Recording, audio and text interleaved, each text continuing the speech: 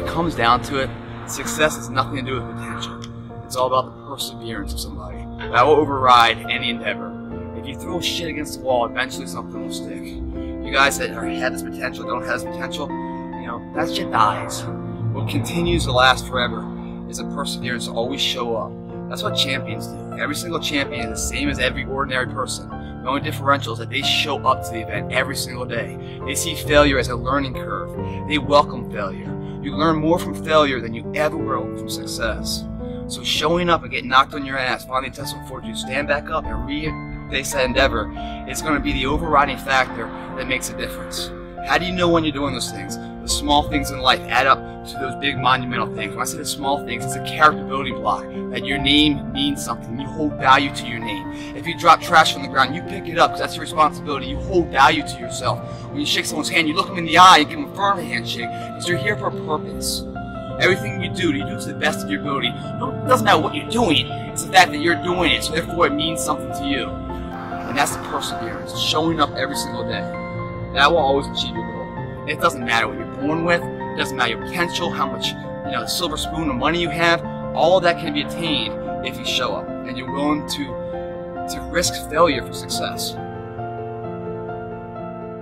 You see, most people never go after what they want because they don't know every step they have to take to get there. I want you to think of a person going up the side of a wall of ice. Now, the only rule for reaching a goal that you have to know is knowing where you're going and knowing that you're going to get there. You do not have to know how you're going to get there. You just have to know the first step to take. And when you take that step, you're going to find that your conditions, your circumstance, and environment will change. Then you see how you have to take the next step. It's a matter of adapting all the time. You only have to know two things. You have to know where you're going, and you have to know that you're going to get there. You've got to see it in your mind. Now, this is the beautiful scenario. This is what it's all about. Save that in your mind and think of it often. Think, every time you think of your goal and you're trying to figure out how you're going to do it, what's the next step? That's all you really have to know. One step at a time. I want you to know that you're blessed and highly favored, and that as you go toward the future, begin to know that you have greatness within you. And if just one of you here begin to envision yourselves as being blessed and highly favored to reach your goals, if just one of you capture the essence of what that means, that you have greatness within you and a responsibility to manifest that greatness, that you can make your parents proud, you can make your school proud, you can touch millions of people's lives, and the world will never be the same again because you came this way. Do be carefully. Stop procrastinating. Focus on your goals. When you focus on what you want, what you don't want automatically leaves your life. Don't focus on eliminating anything. Focus on creating what you want. So you're either going to spend all your energies eliminating what you don't want, or you spend your energies creating what you want. We all have alibis. We're all busy. Busy doing what? I'm going to challenge you. Stay focused on your goals. And if you don't have goals, write your goals. Where should your goals come from? Your goals should come from your vision. Where should your vision come from? Your vision should come from your purpose.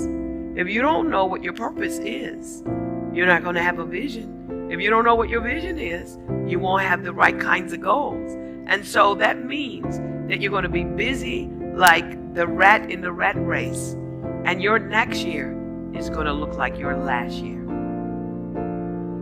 I did not become successful with two-family household with the income $250,000. I was homeless. I was knocked out. I was kicked out of school. I was told never to return. I did this in the midst of trials, in the midst of tribulations. Nobody gave me this. I earned it. Life wasn't a crystal stair for me. Didn't nobody give me a network. I earned a network. I know Warren Buffett because I worked my way to Warren Buffett. I worked my way to Dan Gilbert. I worked my way to the NBA. I worked my way to the NFL. Everybody say, E, how did you crack the code? I grinded my way through the code. That's how I cracked it. I got up every day at 3. At Monday I grind, Tuesday I grind. When I don't care what the economy is doing. I don't care who the president is. I don't care who the governor is. I don't care who the mayor is. My mama ain't counting on the governor. My wife ain't counting on the president of the United States of America. My wife ain't counting on the mayor. My wife ain't counting on the commissioner. My wife counting on me. When I walk out that house, she's counting on me to bring home the bacon. I have to tell each and every one of you that it doesn't matter how old you are, how young you are, your age, you can achieve anything that you set your mind to. And I always say, if I can do it, anyone can do it. And the reason that I always say that, because I didn't grow up with things being handed to me. I had to work hard, I had to dedicate myself, and I had to be determined, and I was. Even outside of sport, it could be education, it could be business, it could be anything. It requires discipline and hard work and determination. Most importantly, it requires self-belief, because like me, some people might not believe in you, but you have to believe in you. And sometimes you're going to be your own cheerleader, and you have to be your biggest and your best cheerleader. So to all you young athletes, take that to heart and never stop believing in yourself, and really always support who you